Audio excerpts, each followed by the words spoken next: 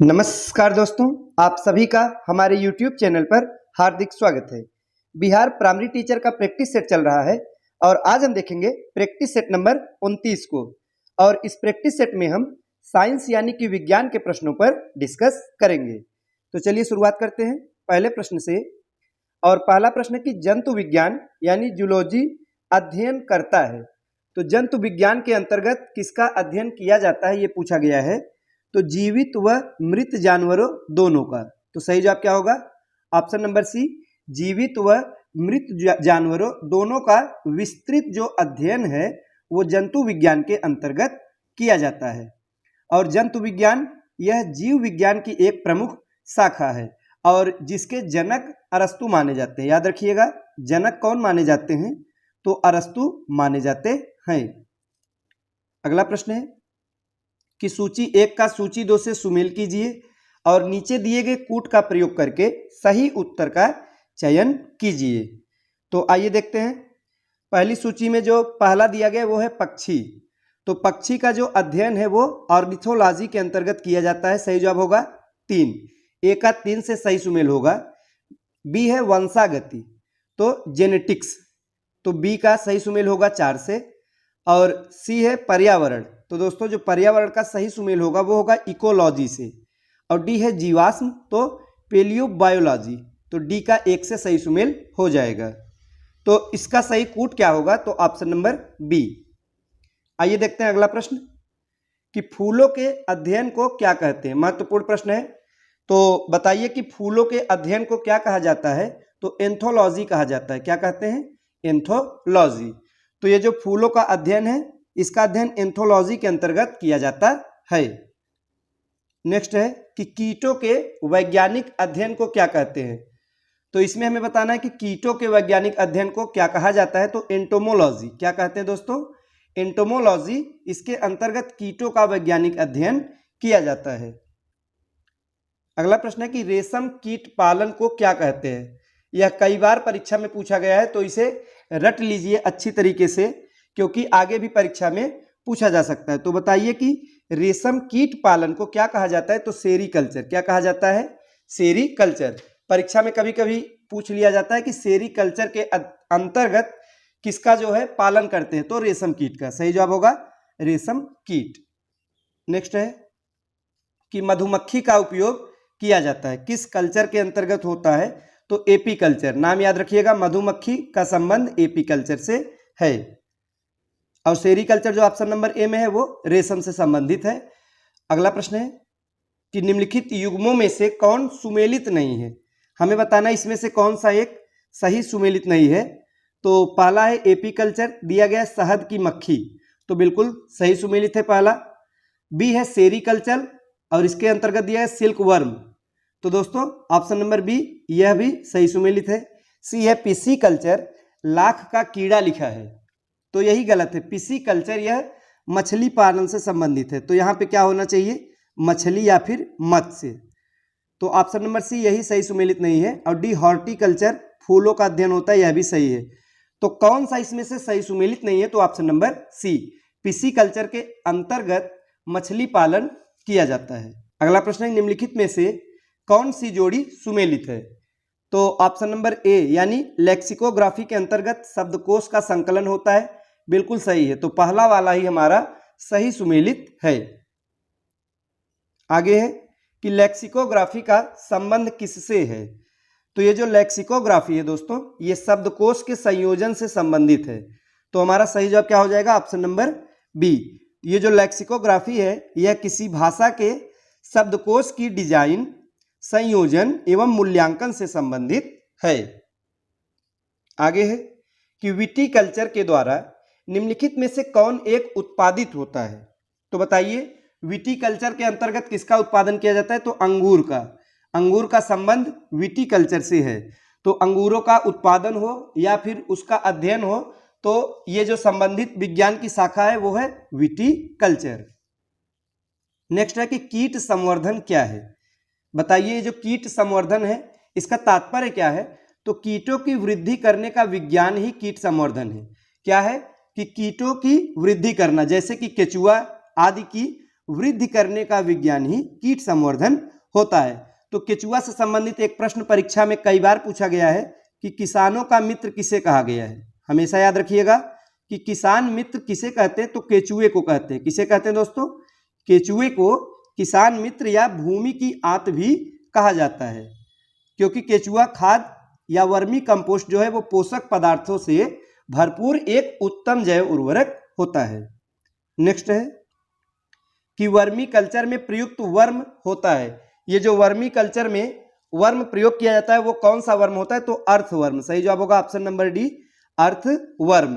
तो vermi compost को vermi culture या केचुआ पालन भी कहते हैं, और जो केचुओं के मल से तैयार खाद होता है वही वर्मी कंपोस्ट कहलाती है। अगला प्रश्न है कि जेरेंटोलॉजी निम्नलिखित में से किसके अध्ययन से संबंधित है? बताइए कि जेरेंटोलॉजी यह किसका अध्ययन करता है? तो वृद्धों का, यानी कि सही जवाब होगा ऑप्शन नंबर डी। तो यह जीव विज्ञान की वह शाखा है जिसके अंतर्गत वृद्ध व्यक्तियों का अध्ययन करते हैं। अगला प्रश्न है कि पैडोलॉजी निम्न वैज्ञानिक अध्ययन से संबंधित है। हमें बताना है कि पैडोलॉजी के अंतर्गत किसका अध्ययन किया जाता है? तो मिट्टी से संबंधित है, मिट्टी का अध्ययन करते हैं। सही जवाब होगा ऑप्शन नंबर बी। ये जो पैडोलॉजी है इसके अंतर्गत मिट्टी यानी मृदा का निर्माण, मिट्टी के प्रकार आदि का अध्ययन किया जाता है। अस्थियों का अध्ययन विज्ञान की किस शाखा के अंतर्गत किया जाता है? हमें इसमें बताना है कि ये जो अस्थियों का अध्ययन होता है वो किसके अंतर्गत होता है? तो ऑस्टियोलॉजी के अंतर्गत। सही जवाब होगा ऑप्शन नंबर ए, ऑस्टियोलॉजी। इसी के अंतर्गत अस्थियों का अध्ययन किया जाता है।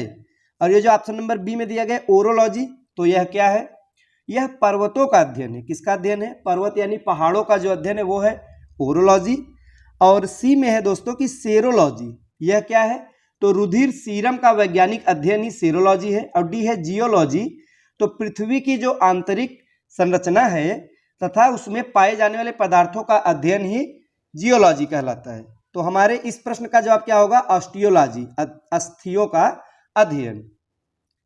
नेक्स्ट है कि सर्पों के विषय में जानकारी प्राप्त करना क्या कहलाता है? यानी कि सर्पों का जो अध्ययन है वो किसके अंतर्गत होता है? तो सर्पेंटोलॉजी। सही जवाब है ऑप्शन नंबर ए, सर्पेंटोलॉजी। ये आसानी से याद रख सकते हैं, सर्प से सर्पेंटो मिलता जुलता शब्द है। तो सर्पेंटोलॉजी के अंतर्गत सर्पों के बारे में अध्ययन किया जाता है। अगला प्रश्न है कि हाइड्रोपोनिक्स क्या है? तो बताइए दोस्तों, ये जो हाइड्रोपोनिक्स शब्द है इसे तात्पर्य इसका क्या है? तो मृदा विहीन पादप संवर्धन होता है। तो इसका अर्थ क्या है? तो हाइड्रोपोनिक्स एक ऐसी प्रक्रिया होती है जिसमें खनिज पोषक तत्वों के विलयन के प्रयोग द्वारा जल में ही पौधों को उगाया जाता है बिना मिट्टी के, मृदा विहीन यानी बिना मिट्टी के। और यह पौधों को उगाने की एक ऐसी विधि है जिसमें भूमि में पौधे नहीं उगाए जाते। तो इसका अर्थ होता है हाइड्रोपोनिक्स। अगला प्रश्न है निम्नलिखित में से कौन सी गैस प्राचीन यानी कि आदिम पृथ्वी के वायुमंडल से अनुपस्थित थी? तो बताइए इस प्रश्न का सही जवाब क्या होगा? तो इस प्रश्न का जो सही जवाब होगा वो होगा ऑप्शन नंबर सी, यानी कि ऑक्सीजन। तो आदिम पृथ्वी के वायुमंडल से ऑक्सीजन अनुपस्थित थी। अगला प्रश्न है कि पृथ्वी पर सबसे पुराना जीव कौन सा है? ये कई बार परीक्षा में पूछा गया है। तो जो सबसे पुराना जीव पृथ्वी पर था वो था नील हरित शैवाल। सही जवाब होगा ऑप्शन नंबर ए, नील हरित शैवाल। यह पृथ्वी पर सबसे पुराना जीव है। और दोस्तों ये ऐसे प्रथम जीव हैं जिन्होंने सूर्य के प्रकाश एवं जल के प्रयोग से भोजन का निर्माण प्रारंभ किया। और इस प्रक्रिया से क्या हुई कि ऑक्सीजन गैस उत्पन्न हुई जो कि वायुमंडल में फैलने लगी। इस प्रकार से धीरे धीरे वायुमंडल ऑक्सीजन में व्याप्त हो गई, जिससे कि अन्य जीवों का भी विकास हुआ। अगला प्रश्न है कि विकासवाद का सिद्धांत किसने प्रतिपादित किया? बताइए कि विकासवाद का सिद्धांत किसने प्रतिपादित किया? तो डार्विन ने। सही जवाब होगा ऑप्शन नंबर बी, डार्विन। तो डार्विन का जो मत था वो था कि प्रकृति जो है वो क्रमिक परिवर्तन द्वारा अपना विकास करती है। आगे है कि विकास के उत्परिवर्तन सिद्धांत का प्रतिपादन किसने किया? यहाँ पे उत्परिवर्तन सिद्धांत की बात की गई है, तो ह्यूगो डिव्रीज ने किया था। सही जवाब होगा ऑप्शन नंबर डी, ह्यूगो डिव्रीज ने उत्परिवर्तन सिद्धांत प्रतिपादित किया था। आइए देखते हैं अगला प्रश्न। और आगे है कि विकास का मुख्य कारक क्या है। तो बताइए कि मुख्य कारक क्या है। तो प्राकृतिक वर्ण है। सही जवाब है ऑप्शन नंबर डी, प्राकृतिक वर्ण। अगला प्रश्न है कि मैमथ पूर्वज है। तो ये जो मैमथ है ये किसके पूर्वज है। तो हाथी का। सही जवाब होगा ऑप्शन नंबर डी, हाथी का। अगला प्रश्न है कि डायनासोर रहे। तो बताइए ये जो डायनासोर थे ये किस युग में रहे थे।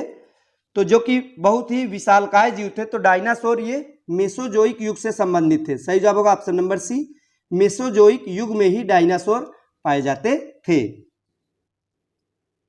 सबसे बड़ा स्तनपायी कौन सा है। तो हमें बताना है कि सबसे बड़ा स्तनपायी यानी कि स्तनधारी जीव कौन सा है। ऑप्शन नंबर ए यानी कि व्हेल मछली। सबसे बड़ा स्तनपायी जो है वो व्हेल मछली है। अगला प्रश्न है कि उड़ने वाला स्तनपायी कौन सा है। तो बताइए कि उड़ने वाला स्तनपायी यानी स्तनधारी जीव कौन सा है। तो चमगादड़ है। चमगादड़ है जो कि उड़ने वाला स्तनपायी है और जो कि पक्षी वर्ग में नहीं आता। ये प्रश्न भी कई बार पूछा गया कि चमगादड़ पक्षी वर्ग में आता है कि नहीं आता है। तो बताइए क्या होगा इसका जवाब।